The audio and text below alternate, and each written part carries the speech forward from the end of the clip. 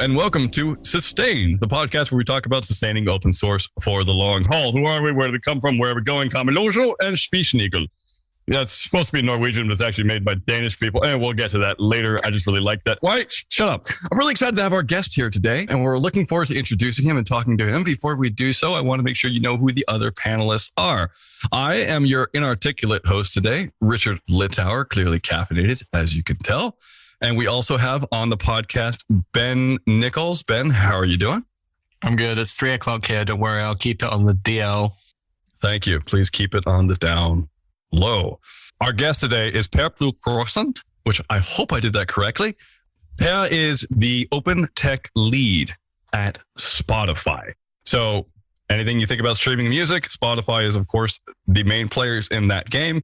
Very excited to come and talk about giving back to OSS from Spotify. Per is living in Berlin.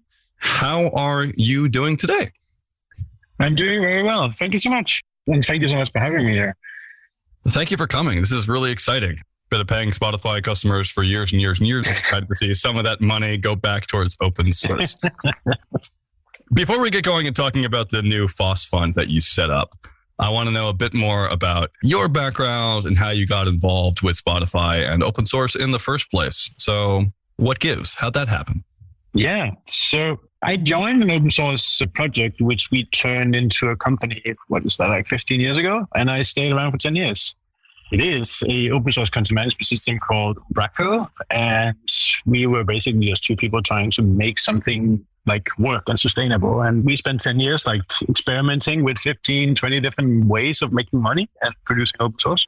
And then I left after 10 years and there was like 70 people working in the company. And then I had this bizarre need to go into big tech instead of working in an open source company. And that's like, in hindsight, probably a weird decision. But then I ended up in Zalando in Berlin. That's why I'm in Berlin now. And there I worked with open source and trying to kind of work with open source in a more like enterprisey context of like, how do you make a big organization take on this topic and take ownership? And then I had a small detour into the security team of Zalando. And then I eventually ended up in Spotify from January this year, running the open source team there.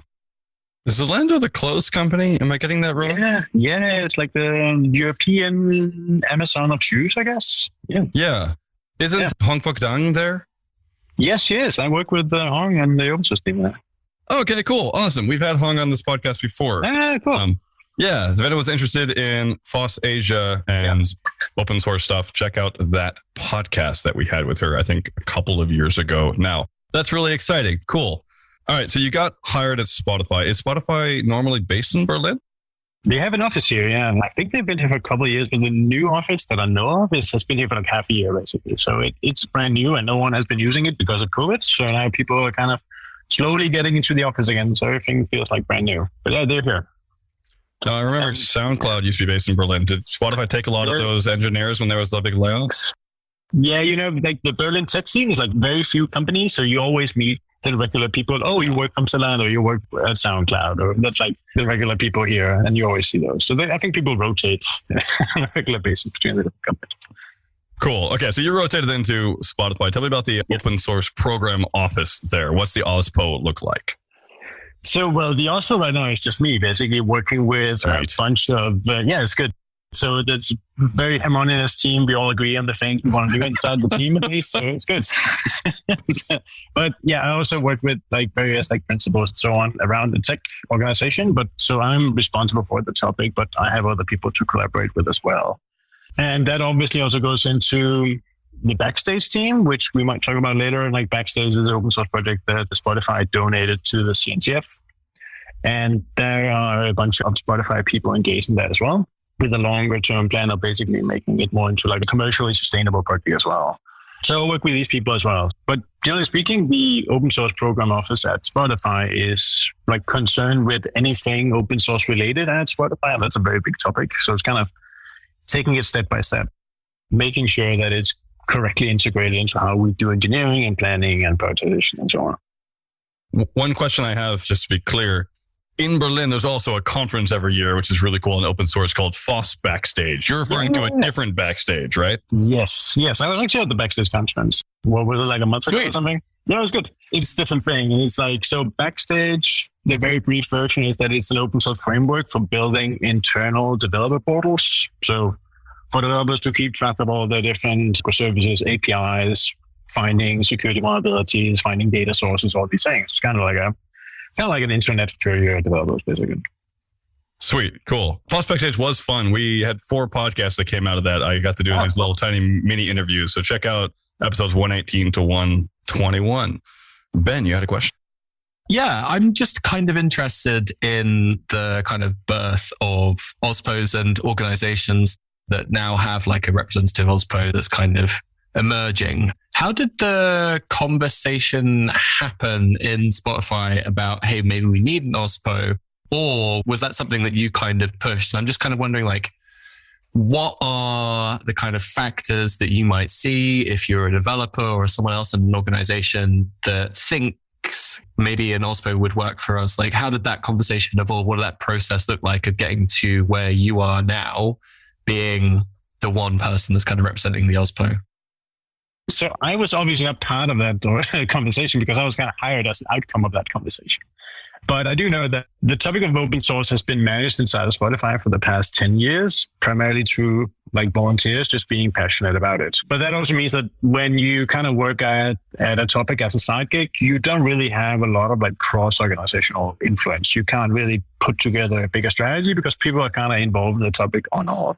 So I think most companies can probably get by just having things driven for a while organically by people who are very passionate.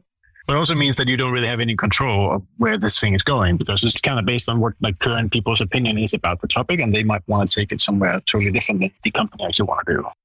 So I think there's more value in just having a lot of passionate people involved in it, but there's certainly also a lot of value from having like an official open source strategy that the company actually agrees on, so the company actually understands what is the value we can get out of this thing. You don't just like treat it as a nice to have that you kind of the engineers can kind of play around with for fun. I know you weren't there, but do you have any idea how that conversation started? Because I've spent a lot of time talking to people at OSPOs trying to figure out how do we get more money or how do we start an OSPO over there. I just want to know like who was talking to whom that made that thing sound good. Yeah. And so I know a couple of the people who had this conversation inside of Spotify, and a lot of it is driven from the like platform side, which is also the biggest producer of open source components that we have in our Spotify GitHub org. So I think it was a lot of those teams who actually felt that there was a need for someone taking a more like active approach into where are we taking this? Where is this going to go? So it's not just like random team wants to release random thing and then just leave it alone. I think a lot of people could also see that the people involved in the topic were kind of overwhelmed because they actually had like a full-time job next to this thing. And as thing grew, they were like, well, we don't really have time to do this anymore. I think at some point you kind of need to make a decision saying, do we really want this? Then we can't just depend on people doing this as like a hobby next to their work. So I think it's like also that, I think it's a maturity that will come over time if you see that this makes sense for a company, that we should actually probably invest some actual hours and resources into this instead of just like depending on free work. And it's like free. There's like people have a full-time job next to it. So it's kind of still like you put people in a position where they have to choose between what they're passionate about and then also what they do. Totally. I mean, it makes sense for me. I mean, we're obviously, you're talking to the choir here. I have a hard question. So I'm looking at a Forbes article, which I think is one of the most recent ones. It says that Spotify paid $7 billion in royalties in 2021 to claims to artists. So Spotify holds the rights to stream things and then pays out based upon actual listenership. And there's been a lot of flack over the past 5-10 years. And this isn't a surprise. So I didn't feel like this would be too tough about, Spotify not paying artists enough. It looks like now you have over 1,000 people who made over $1 million on Spotify, which is awesome. 1,000 artists, sorry. And 28% of artists on Spotify are making over $10,000, which is really exciting. That's a fourth. That's really great considering how much bad music there is out there. It seems like Spotify's model is, to some extent, enabling other people, taking off of the work that other people have made, and then saying we enable other people to pay for it. And so we get a tiny bit here. And so paying for open source actually seems to match that in some way, right? It's like, we're getting all this value. Let's just give some of it back. Do you have any idea how maybe this is a good segue. Can you talk about the FOSS Fund that you're setting up to give back to open source? Yeah, I think I have a problem with the same, like giving back. I think we should kind of change that we're not trying to do people a favor here. We want to pay for something of value that we received over time. So you could maybe say we benefited from this for years and years and years. So we're not trying to give back. We're trying to actually just have a fair relationship here with the people we depend on. But yeah, let's talk about the FOSS Fund. So we have established a FOSS Fund with an initial amount of 100,000 euros. And that is, like, in the grand scheme of things, not an enormous amount of money, but it's a starting point for us to try out to see, can we create a better environment for the people that we rely on, for them to do the right thing, to invest their time into keeping the things we depend on in the States. So we don't have to worry about people maybe just burning out and stopping maintaining a project that we actually rely on, that they might need some additional resources to do a security audit. They want to improve their website. They want to improve their onboarding of new people and so on and so on. And we have limited reach there, right? We can't really influence people to do anything, but one thing that can kind of influence that is money or time. And money is like a very quantitative thing we can just like put on a thing. And that's much easier to steer than like steering time or resources in other ways. So that's the thinking behind it, is that we want to have a greater influence on the things we depend on. And I think if you want to put it into like a really, really boring business term, then this is also like a risk reduction exercise. That if we don't take ownership of the things we rely on, then they have a tendency to just like go whatever direction they want. And that's not really great, because some of these dependencies we have thousands and thousands of reference to inside of our infrastructure. And we need to take responsibility for that. And with limited reach, then money is one of the other options that we can actually have some sort of influence. That's interesting. I know there's been discussions about the undue influence of corporate desires or goals on open source projects. And money is a really easy way to skew an open source project towards a negative goal. So what are you doing to make sure that the participation is authentic and actually aligns to the values of the people who are in those projects beforehand, so that you don't come off as an extractive corporate company? That's a good question. I think that's always a risk, right? Because if you look at the power dynamics between a big corporation and an open source project, then the big corporation is definitely the most powerful one here. And we have also over time created a dynamic where a lot of people are engaged in open source because they kind of have to. It's table stakes as a developer that you have some sort of GitHub activity on your resume and so on. So I think the tech companies absolutely have the upper hand here. And it's kind of hard to opt out of that as a developer. If you're not on GitHub, then you kind of like, that seems like oddly suspicious.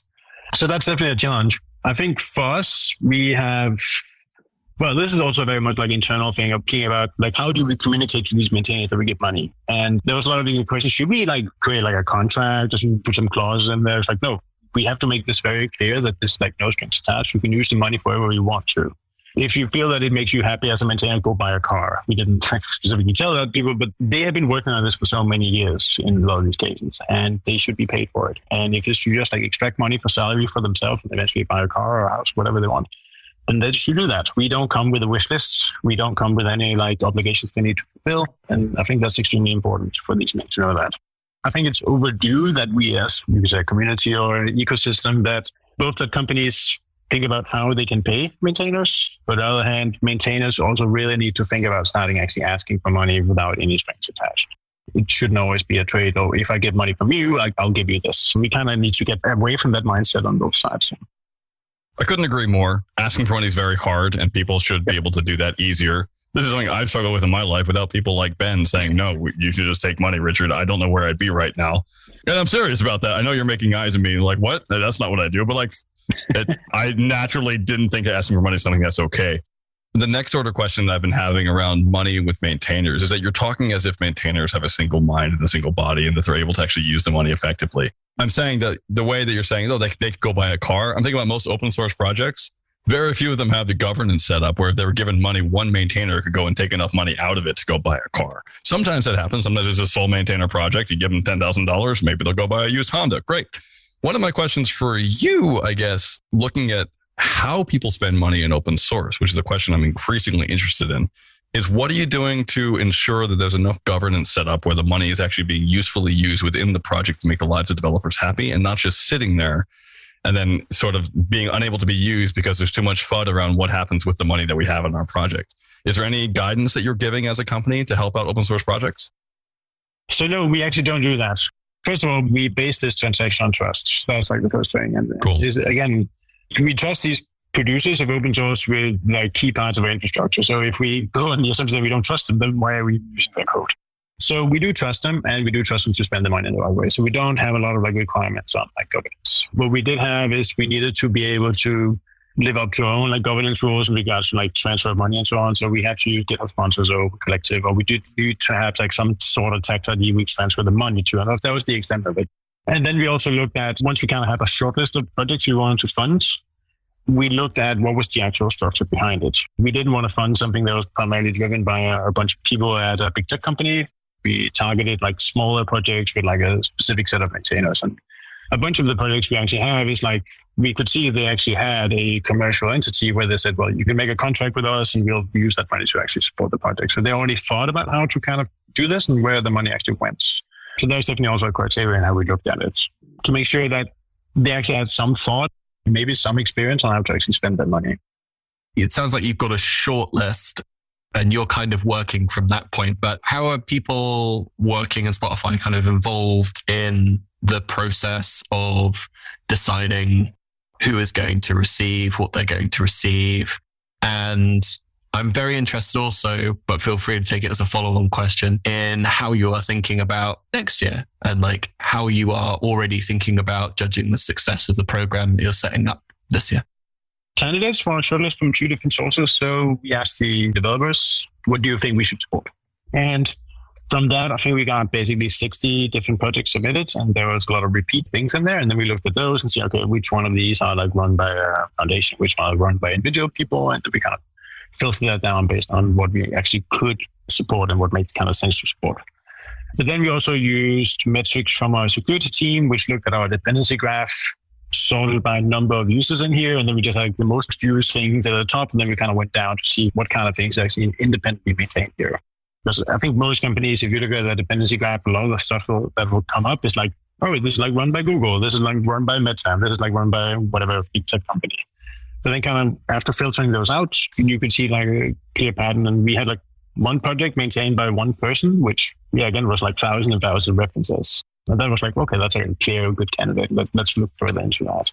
So that's kind of the sources we used. And there was a lot of manual checking. There's not like a really good way of quantifying what is actually important here. And that's also one of the things we need to take out of this as a learning. It's extremely hard to actually put together a pool of 10, 20 projects and discuss them with some sort of like neutral metric. It's extremely hard to look at, oh, this thing we use for testing and this thing we use for managing DNS between our different applications. It's 2 very different use cases. If the DNS project fails, then yes, we are completely screwed. Our networking will stop working, basically. If the testing tool will stop working, our production won't be hit, but it's a productivity helper for our engineers every day.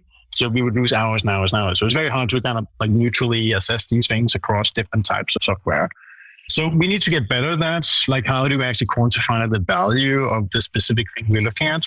And that also goes into next month. How are we going to like quantify the value of this investment? And for now, our plan is to monitor the metrics of our projects, looking at the number of releases, looking at like time to fixing for like pull requests. How often does things get merged in? Do we see a change in like maintainers? Do we see if there's actually a security issue with a project, how long does it actually take to resolve that, and so on and so on? And we have some metrics from the past 6 months for these different projects we've funded. So we will compare that in a year to see how it actually went, if these metrics have actually gone up or down. And if they are unchanged, that's not a sign of like lack of success. It's just like maybe that's not the right way of actually measuring it. So I don't think everything depends on those metrics, but I definitely have a mindset here that we should be able to measure what we're doing to kind of quantify that this makes sense for the company. Otherwise, you will end up in this thing that we're just doing things because it's the right thing to do. And that's often the first thing that will go once something more important comes along. You kind of need to have this mindset of being able to quantify what you're doing. And so other thing we also wanted to do is looking at the different nominations. We can see a lot of teams actually specifically nominating things that they depend on, but in the grand scheme of things, wasn't actually that important. There's like one team that highly depended on something, and then the FOSS Fund might not be the best way of doing it because we more care about like the bigger things that the company generally cares about. So we definitely want to improve this process as well, saying, could we use this path we have created between like legal and procurement and budget people and so on, and use that as just enabling individual teams to just find money in their own budget to fund the thing they care about on an ad hoc basis. So maybe in the future, more of funding will just be done individually by teams because they can see they have a need. They have like this very specific knowledge of a project they care about, and they just need to fund, like, let's say, put 1,000 euros into a project. And they should be able to find that in their team budget, go through the procurement process and just pay for a thing. I think that might sound like super simple, but in like any big organization, paying for something where you don't receive anything back is just absurd. You can't just do that. So I think now we created a path and like a mindset inside of our procurement and legal people and so on to actually do that. So we want to leverage that to just enable teams to do that individually. I love that. I like that you're kind of happy to start paving the way, but you don't need the perfect, ideal Roman road all the way through the process.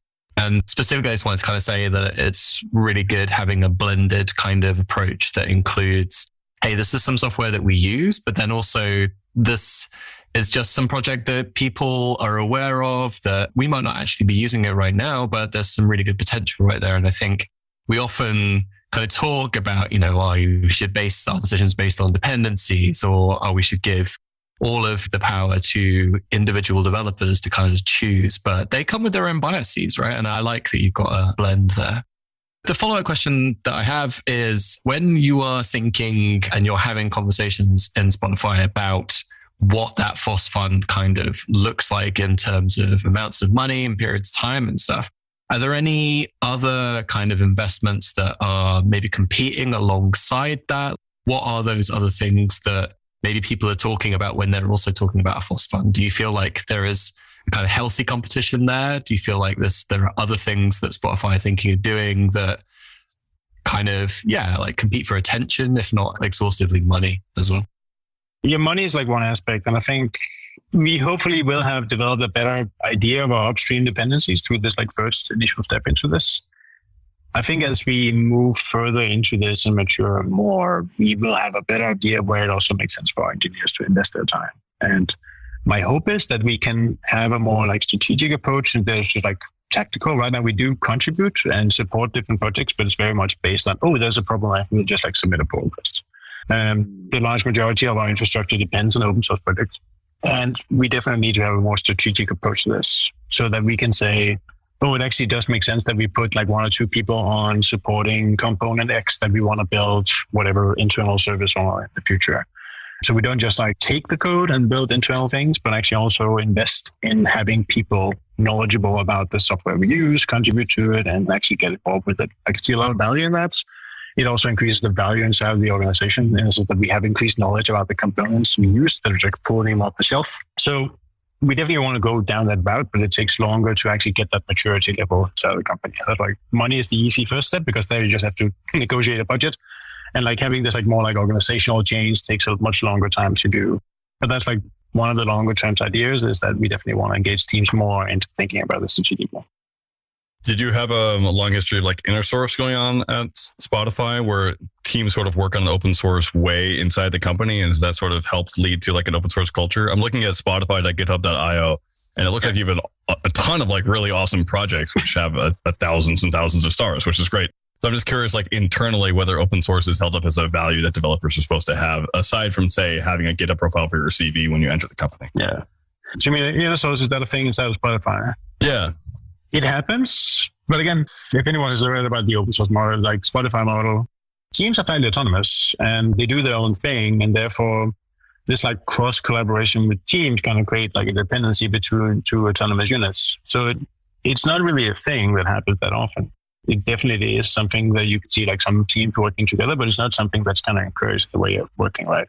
A team owns their thing end to end, and they should be able to handle anything within their own responsibilities. So inner sources, because of the way the organization is done, is not really something we are concerned with, because then that would mean that you change a bigger organizational thing and a bigger culture thing inside of the company. So it's not a huge priority and not something that we can look at right now. Okay, cool. Unrelated question, but still a follow-up question to the whole FOSS Fund is that you mentioned that basically you're sort of handpicking which projects to donate in, which is cool. That's one great approach. Again, doesn't have to be perfect. What I'm curious about is open source has a major issue with, say, diversity. Majority of open source projects are run by white men. which kind of sucks, speaking as one. So I'm just curious if you're doing anything to ensure that you don't have biases towards certain projects and that you're actually helping out projects which have a more, say, diverse footprint or team and what that looks like. Yeah. I think the terrible answer right now is I don't think there's a good mechanism right now to kind of adjust the diversity of a project because you don't even know the people who actually maintain a project. You can see they have a code of conduct. So that's like definitely like table stakes for even like supporting a project is that they have a code of conduct. We have also looked into like, how is the tone of voice actually in these issues? How are people actually treated? Like what's the general like way of treating people inside these projects? But I think at the end of it, we don't have a way of measuring it right now. We don't have a consistent way of saying, okay, whoa, the profile GOAT 666, that must be a white dude. We don't know. And I would assume that is. So we don't have that right now. We don't really have any means of kind of diving deeper into a project to see what is the diversity range in this project. We can see what the kind of the things they put in place to kind of encourage it, but that's really it. And I think for our side, we're trying to do what we can here and saying that the panel who kind of made the decision is like 50-50 men and women making this decision on what project to fund to kind of, at least on our side, to remove some part of bias here. And also have a panel consisting of like technical and non-technical people as well. So we also include that. But it is, I think it's, a problem that you have so few insights into the general like population that actually contributes to the project. It's hard to have any kind of accountability really. You see a lot of projects where things work and you typically only hear about projects when there's a problem, where there's another scandal. But I wish we had a way inside the industry to kind of keep projects more accountable on what they're actually doing. Me too. So that was a tough question. I know there are some movement sources. I know the Chaos Project has, for instance, metrics that can be used by industry to figure out how a project is more diverse or not. Yep. It's also tough working with international companies because the conversation around diversity is so different in different countries. Like the conversation in Germany is not based on how do we support African Americans because it's not based on how do we support Americans, right? It's much more about something else. So Turkish, et cetera, refugees. So that's very interesting. You mentioned projects, funding specific projects, which have already had the steps set up, Open Collective, et cetera, in order for you to give them money. Have you thought deeper down in the dependency stack and helping projects, which are those projects' dependencies and so on and so forth? We're just a decision this time around that we didn't want to dive that deep, simply just to get things rolling. It's definitely something we are aware of, and we definitely have things further down the stack that we do depend on. The pros and cons of this approach was, again, if we have employees at least like nominating things that they care of, then we can actually also find the things that happen more on the tooling side. That's like one thing we didn't want to miss because those are typically the things that people miss because they don't show up in like a dependency graph. And again, the dependency graph we looked at this time was only like the direct dependencies where we know that there's like thousands further down. But yeah, we don't have the knowledge in the metrics further down right now. It's something we want to get better at for next year. We generally want to have like more data and tooling in place and inside of Spotify to do these things better. So it's like very much a best effort approach this year. Cool. Another question around strategy here. I know you're not like the C-suite level, but one of the things I'm curious about is how are you supporting projects which go towards Spotify's larger goals in the long run of, say, different markets, different technologies, ensuring, faster transmission? And what are you doing to think not just about the dependencies which you have now, but about dependencies which you will have in the future and supporting those ecosystems as opposed to individual projects? Is that something that you're going to think about? I know you may not have in this one because, again, let's get the ball rolling, it's cool. That ball needs to roll. So good job. I'm just curious, like, what bounces may that ball eventually go through? Yeah, that's a good question. I have no idea right now. I don't know where these things are going. Yeah, that's the answer. I think one thing we do know is that we have a high dependency there on like media codecs because that's like one of the core things we do. And there we already put like a large emphasis on like funding those.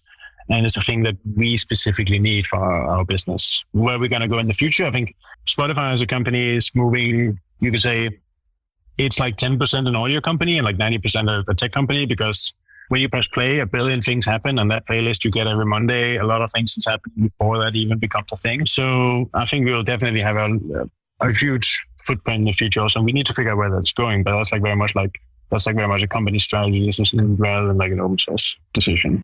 So I think the OSPO's job there is to make sure that we facilitate support for these things that we want to adopt in the future, and not so much make a decision what we actually adopt.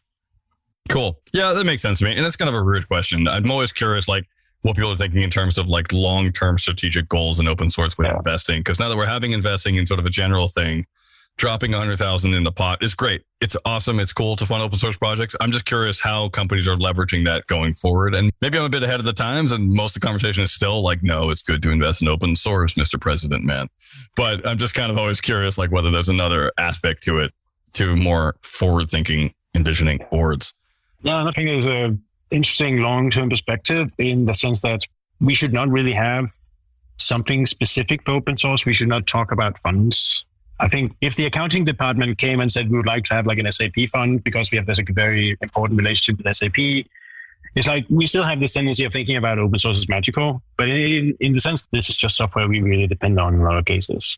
And we need to kind of, as an industry, move towards a further normalization of that relationship. We have had like a period where it has been this weird free fall kind of thing, and you just like take things and use it without any cost, and a lot of people have benefited from that, and that's wonderful. But I think we do need to move further toward like just a normalized vendor relationship. So when you think about like longer term, it should not be me going to the C-level saying, I would please like a lot of more money here so I can just like donate it to people.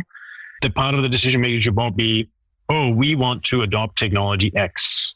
And to do that in a responsible way and take full ownership of that decision, we also need to look at the sustainability of technology X. And therefore, we need to both support them with resources and time and money and so on, so it can be a successful adoption. That is how you would do it with any other kind of like commercial technology out there. Any big tech company that adopts something that is critical to their operations, they adopt it with like a bulletproof legal contract. They adopt it with like a budget for training for the employees. They adopt it with like external consultants. They put a large amount of money into just making sure that it'll be a successful adoption. And they might even have like a vendor contract that says this cannot be discontinued in the next 5 years because we're going to depend on it so much. But when it's open source, you don't have all these considerations. It's just like, oh, Kubernetes, cool. Let's take that and put it everywhere. Not really think about where it's coming from. You still think about open source as this like magical thing. You just like pull into your entire tech stack, put it everywhere, and then not even know where you're using it. We can again like refer to Log4j. It's like surprised they actually depend on this thing.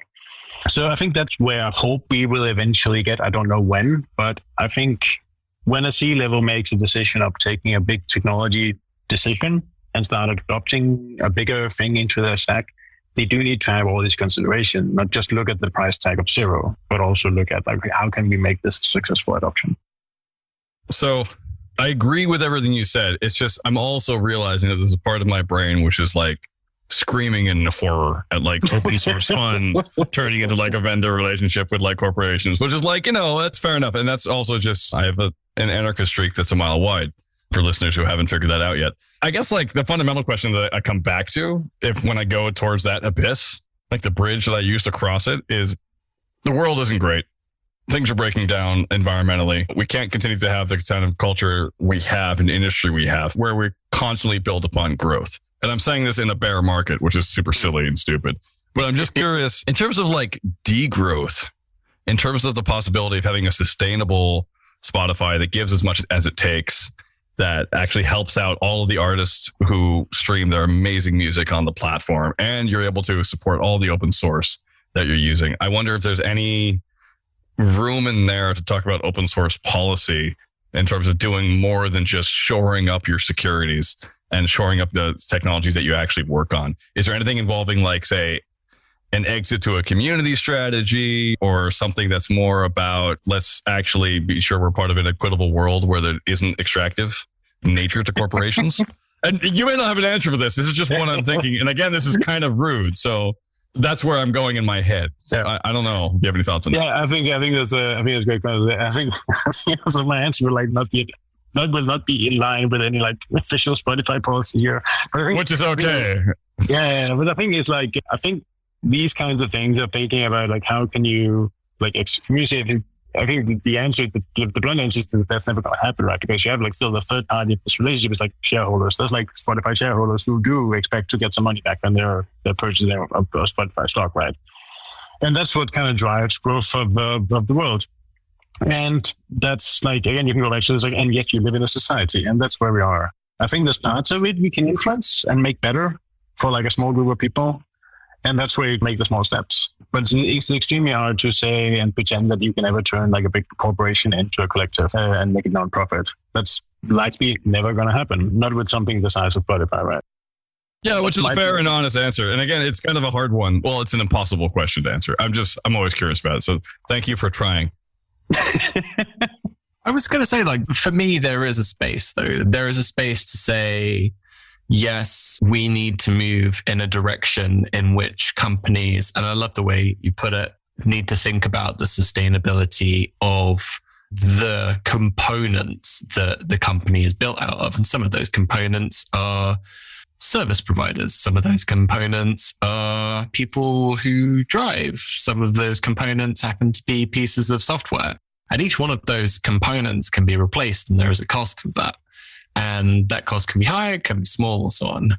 I think the thing that we don't talk about too much at the moment is the value of independence for each of those components. So like as a provider of a service, I have to like jump through some hoops in order to work with you, and then you pay me in return for the services that I provide. And you don't have that same process as an open source project, but you do have the opportunity to bring the same kind of thinking. And I think, yes, it is quite ugly to have a process like vendor management or procurement kind of mentioned alongside supporting open source software, but there is still there like the opportunity for projects to think a little bit more about the value that they provide and how they're going to work with organizations, and to kind of seek a kind of independence, which is good for both the project and for all the companies that kind of depend on it. And just getting around to the point, like the thing that I find quite interesting is we still talk about projects that are incubated by or predominantly supported by companies like Facebook, name Meta, etc. We think of them as being kind of outside of that curve right now. We kind of think of them as being like, oh, it's a Google project, or oh, it's a Facebook project or something.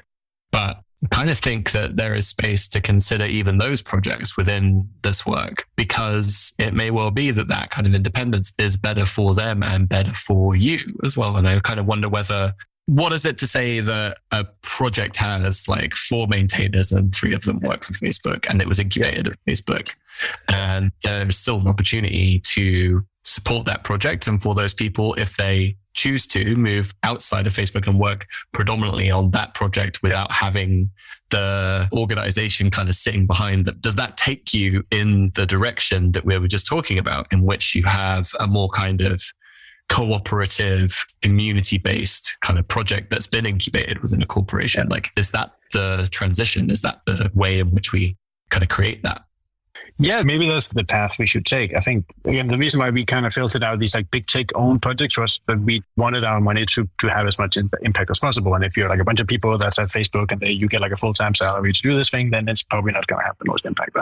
But to your question, I think taking these things that's incubated in from a tech company and putting them into a separate organization, that might be a commercial one, that might be a non-commercial one, I think it's something we should do more. And I think at some point, maybe these companies should let go of their successes and think about like, how can we ensure the long-term sustainability of this? And I think it seems like the pattern so far has been that they donate it to a foundation. So it becomes like this like more neutral ownership. And I think that can probably work fine. But I also wish that we had a bigger focus on maybe these projects can actually become like a sustainable business in itself, that you can actually build some great software and you can turn it into a sustainable business. Maybe you don't even have to depend on donations. I think that's still my preference, is that if an open source company can become a business where they can pay their own salaries and they get companies to pay for them, that's definitely my preference, that instead of depending on the donations of other people. So yeah, I think we should definitely have more of that in the ecosystem. I think the last couple of years, we've kind of had this definition of success that an open source project is really successful if they were bought by IBM or some other company, or went public with an IPO and so on. I think we should have a much bigger focus on creating this like small gathering of like small mid-sized companies that deliver open source software, and they find other ways to monetize it, and not really so much like depending on donations. So they actually build up a business and they find ways to charge their customers and so on. And still basing it on open source software. And I don't think there's a lot of focus on that in the industry right now. No, I love it. This is a great conversation, and I'm sorry to have to cut it short, but we are running up on time. I really appreciated everything you've shared today immensely. I know that you can be reached on Twitter at Ploug. That's Ploug. And of course, you can find out about Spotify at spotify.com or spotify.github.io. Is there anywhere else where people should look to keep updated on you or Spotify's OSPO? I think that's it. Cool. So that's really great. So go check those things out. Don't leave yet, though. Now it's time of the show for Spotlight. Spotlight's where we highlight people, projects, or things which are really awesome, which we just want to say this thing needs more love and light. Ben, what is your Spotlight today? My Spotlight today is fstimer.org. I am running a cycling event the weekend after next, and I was looking for a free tool to basically record people's start and finish times and deal with all of the kind of like race numberings and categorization and stuff. So yeah, I just wanted to thank Ben Letham, who I think used to work at Facebook, maybe still does, for putting together a program which looks like it hasn't been updated since 2017. So I may also have to update the dependencies for that. But yeah, FS Timer, if you need time like a road race or a running race or something else, then check it out. Awesome. Keeping in line with the possible former employees, possible current employees, I'm not sure. Jim Kang is mine. Jim used to work at Spotify, may still work at Spotify. I don't know. I haven't kept in touch with him. But Jim is awesome. One of my favorite people in open source of all time. He has a really awesome website that talks about all his different projects. My favorite project of his, I think, has got to be God Tributes on Twitter, which is a thing that you can tweet at, and it'll just tweet at the thing, owls. And it'll go, owls for the owl god, owlets for the owlet throne. And it just makes me laugh every time I see it. Thank you so much, Jim Kang. You're an amazing person. And everyone, make sure that you have signed up to be bone marrow donors if possible. I know that that is a cause that he's particularly interested in. So if you haven't heard about bone marrow donorship, it's a thing that you can do to make other people live better lives. So think about that. Per, what is your Spotlight today? Well, this is like a Spotify project called Basic Pitch. And I think that's the open source project I'm most excited about right now. It's a project for turning audio files into MIDI. So you can go to, it's also written in Python, but also there's TypeScript version. You go to this website, you just yell into the computer and it'll turn it into MIDI notes. And you can take your yelling and put it into a digital audio workstation. It's very interesting. I saw a guy actually on Twitter who said, maybe we could use this to actually transcribe like birdsong to MIDI. And then it might be for you, Richard. So I think that's the thing I'm most excited about right now, because I also dabble in music on the side. So it's funny to just like turn your singing or your yelling into like piano notes, I think. Very tempted to sing a lot right now, but I won't do that to you or listeners on the podcast. That sounds really cool. Per, this was great. Listeners, if you think this is great, let us know. You can email us at podcast@sustainoss.org. If you have any feedback or any future guests, we're always listening and always really excited. Please rate us on the Apple Podcasts or Spotify, everywhere podcasts are sold. Follow us on Twitter at sustainoss. If you're interested in joining in the conversation, you can go to discourse@sustainoss.org to talk about cool things like the Spotify FOSS Fund. There's been a thread for that. You can also find more episodes or the show notes at podcast.sustainoss.org as well. I always try really hard to make this sound like a medical infomercial, so thank you so much. Finally, Per, thank you. Take care and good luck with everything. Thank you so much.